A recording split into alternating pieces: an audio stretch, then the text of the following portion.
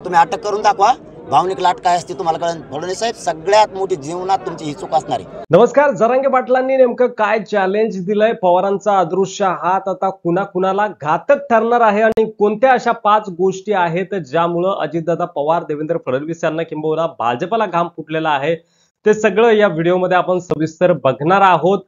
शरद पवार यांचा जो अदृश्य हात आहे तो आता अजित पवारांना आणि भाजपला किंबहुना देवेंद्र फडणवीस यांना धडा शिकवण्यासाठी कामाला लागलेला आहे। तिकडे जरांगे फॅक्टर जो आहे तो शरद पवार आणि ठाकरेंचा फायदा कशा प्रकारे करून देईल निवडणुकीमध्ये ते देखील बघणार आहोत। सुरुवातीला बघूयात जरांगे पाटील नेमकं काय म्हणालेत आणि त्यांनी काय चॅलेंज दिलेलं आहे देवेंद्र फडणवीस यांना। म्हणजे सत्तेवरती मराठ्यांनी बसवायचं आणि आरक्षण मराठ्यांना द्यायचं नाही, हक्काचं असून, आणि ते आरक्षणच टिकणार नाही। लोक नाही थांबणार फडणवीस साहेब तुमच्यामुळे। उलट मला एक चांगला मोठा वर्ग तयार झाला आता फौज फाटा।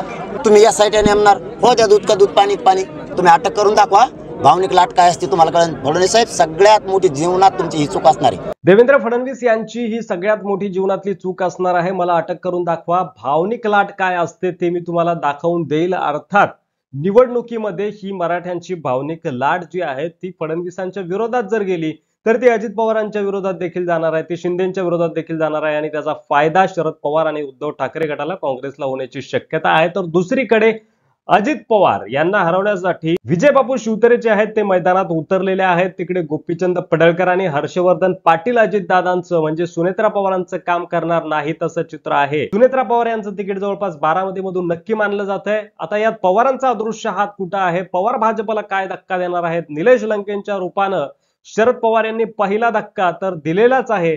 गोपीचंद पडळकर असं म्हणतायत की अजित पवार हे लबाड लांडग्याचं लबाड पिल्लू आहे, त्यामुळे गोपीचंद पडळकर हे अजित पवार यांच्या विरोधात पहिल्यापासूनच आहे, जरी सुद्धा अजित पवार भाजप का अजित पवारांना मुळात आम्ही मानत नाही। हा लबाड लांडग्याचं लबाड पिल्लू आहे, आम्ही अशा लोकांना मानत नाही। अजित पवार भारतीय जनता पार्टी सोबत आले असले तरी सुद्धा गोपीचंद पडळकर यांची भूमिका जी आहे ती कायम आहे। बारामती विधानसभेतून अजित पवार आमदार म्हणून निवडून आले होते आणि त्यांनी भाजपचे गोपीचंद पडळकर यांचा पराभव केला होता। याच पडळकर यांनी धर्गण आरक्षणाच्या मुद्द्यावरून अजित पवार यांच्यावर टीका केली होती, त्यांचा उल्लेख लांडगा असा केला होता। पण आता अजित पवार सत्तेत आहेत पण गोपीचंद पडळकर मात्र आपल्या भूमिकेवर ठाम आहेत, ते काही अजित पवार यांना साथ देतील असं वाटत नाही। राज्याचे माजी मंत्री हर्षवर्धन पाटील हे काँग्रेस सोडून सत्तेत आलेत। इंदापूर हा त्यांचा पारंपरिक मतदारसंघ आहे, पण विधानसभा निवडणुकीत निकटवर्तीय दत्ता भरणे यांना निवडून आणताना अजितदादा यांचं पाटील यांच्याशी बिनसलं होतं। त्यांनी ही लोकसभेत अजितदादा यांचं काम करायचं असेल तर पुढील आमदारकीची हमी द्या अशी स्पष्ट भूमिका जी आहे ती मांडलेली आहे। त्यामुळे अजितदादा यांच्या समोर अडचण निर्माण झालेली आहे। गोपीचंद पडळकर यांच्यानंतर हर्षवर्धन पाटील हे देखील अजितदादा पवार यांच्या विरोधामध्ये आहेत। तर दुसरीकडे विजयबापू शिवतरे यांनी देखील अजित पवार यांच्या विरोधामध्ये दंड थोपटलेले आहेत। अजित पवार हे उर्मट आहेत आणि नीच माणूस आहे, तो निवडून येऊ शकत नाही असं विजयबापू शिवतरे यांनी म्हटलंय। बारामती लोकसभा मतदारसंघातील लोकशाहीला मानणाऱ्या, घराणेशाहीला, कुटुंबशाहीला आणि साम्राज्यवादाला न मानणाऱ्या सर्वसामान्य मतदारांना मतदानाचा हक्क मिळावा म्हणून मी ही निवडणूक लढणार। विजयबापू शिवतरे जे आहे ते आपल्या निर्णयावर ठाम आहे की मी निवडणूक लढणारच आहे। आमदार गोपीचंद पडळकर आणि हर्षवर्धन पाटील यांनी यावेळी जरी नरमाईची भूमिका घेतली तरी अजितदादा यांच्या समोर खरं आव्हान असणार आहे, ते म्हणजे पुरंदरचे माजी मंत्री विजयबापू शिवतरे यांचं। काय म्हणाले होते अजितदादा पवार बघूया। विजय शिवतरे तर काय पोटासाठी मिठू बोलायला लागला। अरे विजय शिवतरे, तुझं बोलणं किती, तुझा आवाका किती, तू बोलतोय कुणाबरोबर, तुला यंदा दाखवतो तू कसा आमदार होतो ते बघ। अपमान केलाय पुरंदरच्या स्वाभिमानी जनतेचा, तू कसा निवडून येतो तो पाहतो, आता त्याचा बदला घेण्याची वेळ आहे। अजितदादांनी विजयबापू शिवतरे यांचा जो चॅलेंज देऊन पराभव केला होता त्याची बदला घेण्याची वेळ आता आलेली आहे असं विजयबापू शिवतरे यांनी म्हटलेलं आहे। त्यामुळे शरद पवार यांच्या बाजूनं ही 3 माणसं आहेत, हर्षवर्धन पाटील, गोपीचंद पडळकर आणि विजयबापू शिवतरे, म्हणजे शरद पवारांना यांची मदत होणार आहे।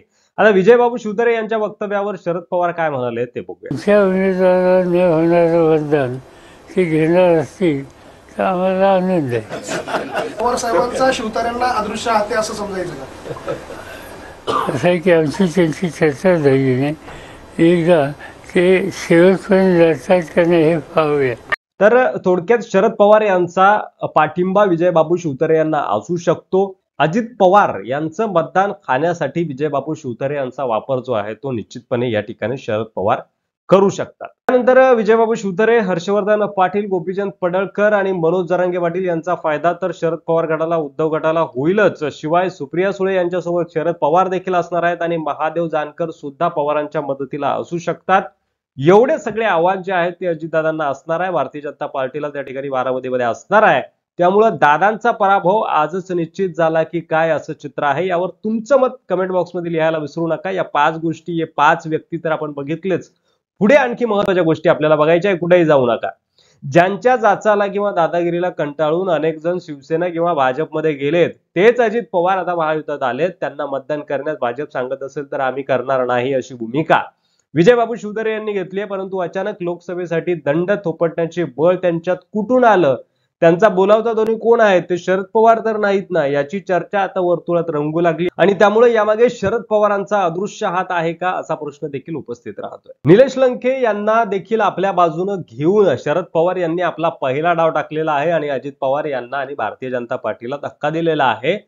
शरद पवारांचा अदृश्य हात पहिल्यापासूनच माझ्या पाठीशी होता, असं निलेश लंके म्हणालेत. बघूयात. ते सुद्धा एक असं अप्रत्यक्ष अदृश्य ताकद नेहमी पवार साहेबांनी त्या ठिकाणी मला लाभलेली आहे. निलेश लंके जरी अजित पवार गटात असले तरी शरद पवार यांची अदृश्य ताकद मला लाभलेली आहे, असं थोडक्यात निलेश लंके यांनी कबूल केले, कबुली दिलेली आहे. लंके यांना नगरमधून खासदारकी देऊन पवारांनी जे आहे ते परत आणलंय. शरद पवार यांच्याकडून भाजपला धक्का देण्याची तयारी सुरू झालेली आहे आणि भाजपच्या बड्या नेत्याला लवकरच राष्ट्रवादीत ते प्रवेश देणार आहेत. भाजपचे दिंडोरीतील माजी खासदार हरिश्चंद्र चव्हाण देखील राष्ट्रवादीत जाण्याची शक्यता आहे. शरद पवार भाजपला धक्का देणार आणि बडा नेता राष्ट्रवादीत येणार, अशी चर्चा आहे. माजी खासदार हरिश्चंद्र चव्हाण गेल्या काही महिन्यापासून भाजपपासून दूर आहेत. भाजपच्या विद्यमान खासदार आणि केंद्रीय आरोग्य राज्यमंत्री भारती पवार यांच्या समोर हरिश्चंद्र चव्हाण मैदानात उतरण्याची शक्यता आहे शरद पवार गटाकडून. त्यामुळे भारतीय जनता पार्टीला हा मोठा धक्का त्या ठिकाणी बसू शकतो. दुसरीकडे शांतिगिरी महाराज यांची अपक्ष लढण्याची तयारी जी आहे ती सुरू आहे. नाशिक लोकसभा मतदारसंघासाठी शांतिगिरी महाराज इच्छुक आहेत. त्यासाठी त्यांनी काही दिवसांपूर्वी मुख्यमंत्री एकनाथ शिंदे यांची देखील भेट घेतली होती. परंतु मंगळवारी श्रीकांत शिंदे यांनी नाशिकमधून विद्यमान खासदार हेमंत गोडसे यांची उमेदवारी जाहीर केली. त्यामुळं शांतिगिरी महाराज अपक्ष लढू शकतात आणि ते अपक्ष लढले तर भाजप त्यांना आतून रसद पुरवू शकतं किंवा शांतिगिरी महाराज यांना शरद पवार देखील बळ देऊ शकतात आणि पवार या ठिकाणी देखील डाव साधू शकतात, अशी शक्यता आहे. त्यानंतर पवारांना सोडून खडसे पुन्हा भाजपमध्ये जाणार अशी चर्चा होती. मात्र आपण भाजपमध्ये जेव्हा केव्हा जाऊ तेव्हा शरद पवार यांनाच आधी सांगू, शरद पवार यांच्या संमतीनेच मी भाजपमध्ये जाईल. सध्या भाजपमध्ये जाण्याची कुठलीही माझी इच्छा नाही, असं एकनाथ खडसे यांनी स्पष्ट केलं.